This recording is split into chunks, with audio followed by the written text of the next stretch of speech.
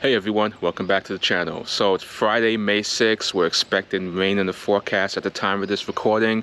I wanted to really push this video out to show you how the lawn looks 9 days after I did my core aeration. We're going to take a look at my weak spots along with my strong spots to get a comparison. And this video could probably relate to you in your situation. Not everybody has strong spots. There is weak spots. And if you're looking at these videos weekly, it could appear that I'm doing something to my lawn every single week, but that's not the case. If you did everything right in the beginning, meaning you put out your pre-emergence, you fertilize, you're watching your irrigation, you're doing frequent cutting, which is the most important thing you need to do, you shouldn't have to do too much to your lawn. You should be able to enjoy your lawn once you do the initial right things to it in the beginning. So let's go take a look. So a wide view of the lawn, it actually looks pretty good. It's green. I see some areas are starting to fill in very nicely. As I take a look here, you can see some evidence of the core aeration that was done. The cores are slowly being disintegrated over time, but with good irrigation and of course more rain in the forecast, this should all be gone in a few days. Along here, all along the fence line here, this here, look at this dog. This is the dog potty area. She actually goes there automatically now. I don't have to tell her anything. So this spot actually saves you a lot of headaches. And I made a video on how I created this spot. And I'm telling you right now, it's gonna save you a lot of headaches and it's gonna save your grass. So I highly recommend you build this. Now, as I take a look here, all along the corners, along the fence, this is still pretty bare. Some areas are more bare than others, but it is starting to fill in. And as I get closer, you can see green is starting to pop up in spots. But over time, this will fill in. Every year, this area here, it's exposed to shade, is competing for resources with the trees along the fence line here. I expect this to fill in a few weeks, but again, it's depending on your yard, your situation, your sloping, along with how much shade you're dealing with. Bermuda needs about minimum 8 hours. It could probably get by with a bare minimum of 6, but really you should be getting 8 to 10 hours of full sun on your Bermuda lawn in order for it to grow very aggressively. As I move here, this hill here is my strongest spot. This area here gets roughly about 10 hours of sunlight, and it shows because it's all filled in. So I'm really happy with this area. But again, for the past 6 years, it's been the same.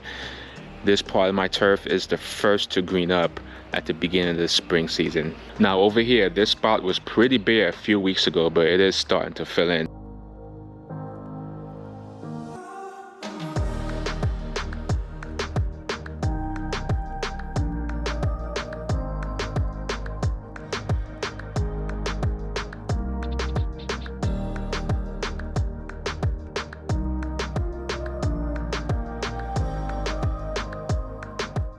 As I move in closer, you can see all the runners are starting to go crazy and spread.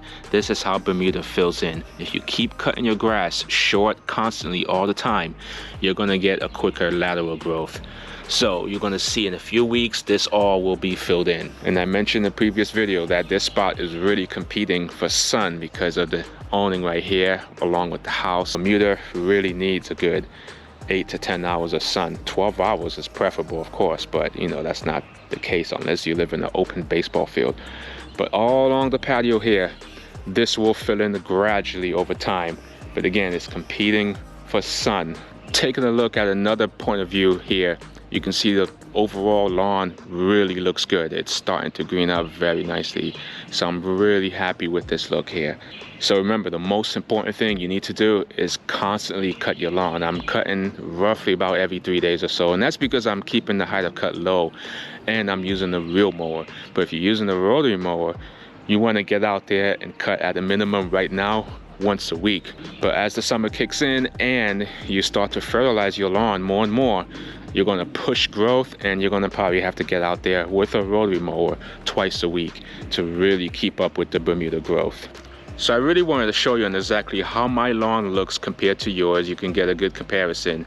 And if you're dealing with shade spots, again, you need a bare minimum of about 6 to 8 hours of sunlight in order for your Bermuda to thrive. The more sun, the better. But the most important thing you need to do is really get out there and cut your lawn. Cut frequently, cut just enough where you're not cutting too much off. If you're mowing your lawn and you're seeing lawn clippings behind you, you're cutting too much off, so you need to get out there and mow more frequently. Rotary mowers, as I mentioned before, is usually about twice a week. Real mowers is going to be way more often than that, especially if you're keeping the height of cut on the lower side. In my next two videos, I'm going to show you how the front yard looks after I killed off the ryegrass. I'm also going to go over the bug treatments I plan to do in my yard. I'm seeing an increase in the bug population. So stay tuned for those videos. Hope you found this information useful, and if you're new to my channel, be sure to subscribe for more future content. Thank you so much for watching, and I'll talk to you later.